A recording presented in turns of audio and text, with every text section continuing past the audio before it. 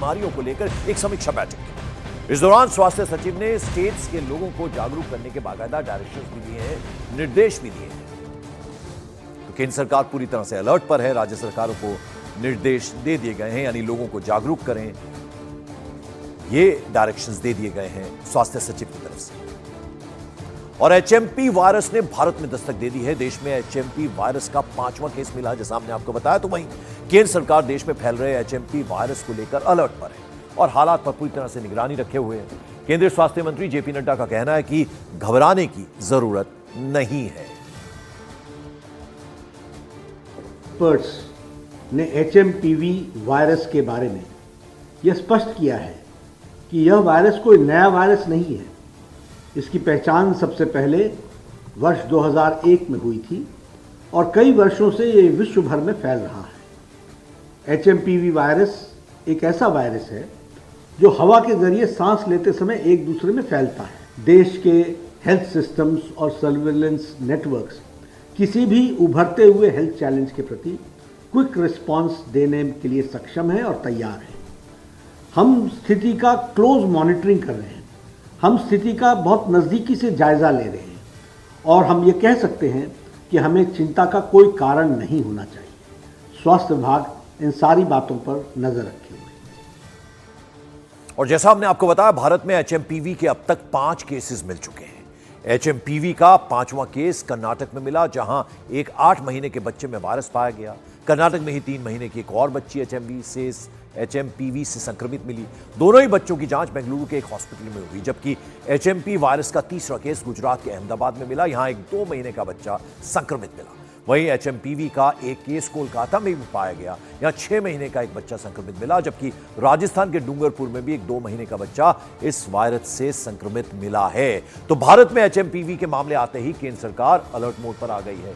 इसके साथ साथ राज्य सरकारें भी अब जुट गई हैं इस मंथन में। महाराष्ट्र के सीएम देवेंद्र फडणवीस ने एक अहम बैठक बुलाई, जबकि दिल्ली के स्वास्थ्य मंत्री सौरभ भारद्वाज ने स्वास्थ्य एवं परिवार कल्याण विभाग को इस बीमारी से निपटने के लिए दिल्ली में पूरी तैयारी करने के निर्देश जारी कर दिए हैं।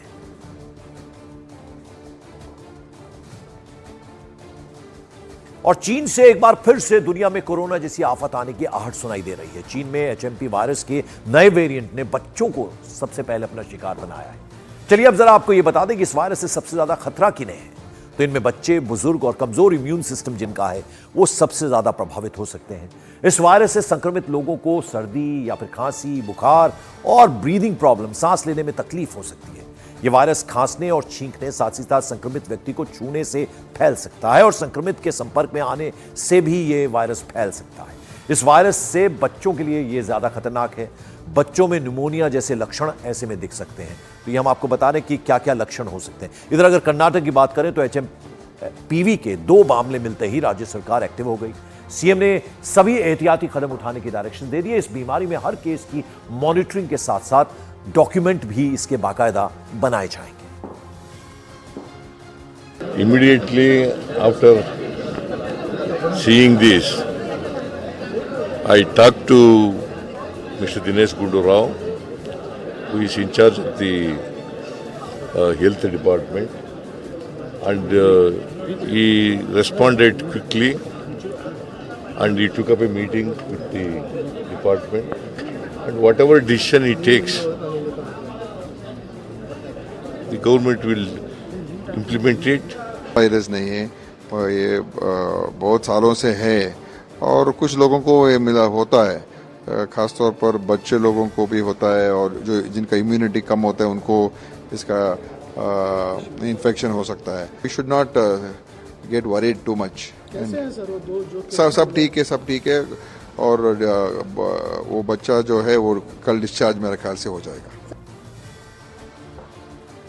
उधर गुजरात के अहमदाबाद में 2 महीने के एक बच्चे की तबीयत खराब होने पर 15 दिन पहले उसे हॉस्पिटल में एडमिट कराया गया था। उस बच्चे को सर्दी और तेज बुखार था। शुरुआती 5 दिन उसे वेंटिलेटर पर भी रखना पड़ गया था।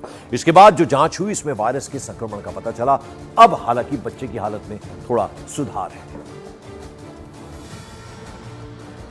में कोई पैनिक होने की अभी जरूरत नहीं लगती है, क्योंकि यहाँ से अपने जो केंद्रीय संस्था है उसकी तरफ से अभी कोई एडवाइजरी जारी नहीं की है, लेकिन उस पर सावचेती बरतने की वो वहाँ से सूचना दी गई है इस हिसाब से राज्य सरकार भी सभी तरह की सावधानियां बरत रही है और अपने गुजरात में तो जितने अवेलेबल बेड है वो भी मोर देन इनफ है।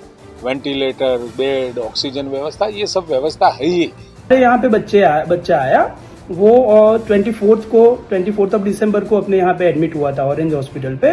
उसको सर्दी खांसी ऑलमोस्ट फॉर 2 to 3 days था। के बाद बच्चे का ऑक्सीजन मेंटेन नहीं हो रहा था, तो हमने उसको वेंटिलेटर मशीन का सपोर्ट दिया। ऑलमोस्ट 5 days वेंटिलेटर सपोर्ट देने के बाद बच्चे की हालत में काफी सुधार आया। ये नॉर्मली जो हेल्दी बेबीज है उसमें इसके कोई ज्यादा इन्फेक्शन हो जाए या उससे ज्यादा कोई घबराने की जरूरत नहीं है। जस्ट जो रूटीन केयर हम बोलते हैं कि जब भी सर्दी खांसी हो आप मास्क यूज करो। नॉर्मली हैंड वॉशिंग हम बोलते हैं कि दिन में 10 से 12 बार हैंड वॉशिंग करते रहो।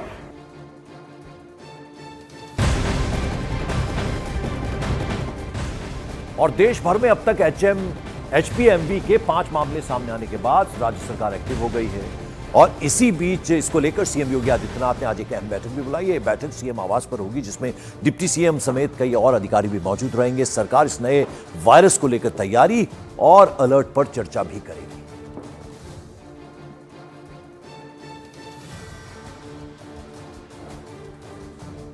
तो आपको बता दें कि अब उत्तर प्रदेश सरकार जो है वो भी इसको लेकर एक्टिव हो गई है। योगी आदित्यनाथ ने आज एक अहम बैठक बुलाई है और ये बैठक सीएम आवास पर होनी है। जो जानकारी मिल रही है उसमें डिप्टी सीएम और साथ ही साथ तमाम अधिकारी मौजूद रहेंगे और सरकार इस नए वायरस को लेकर पूरी तरह से तैयारी किस तरह की रहनी चाहिए और कैसे अलर्ट रहना है, इसको लेकर इस बैठक में मंथन होगा।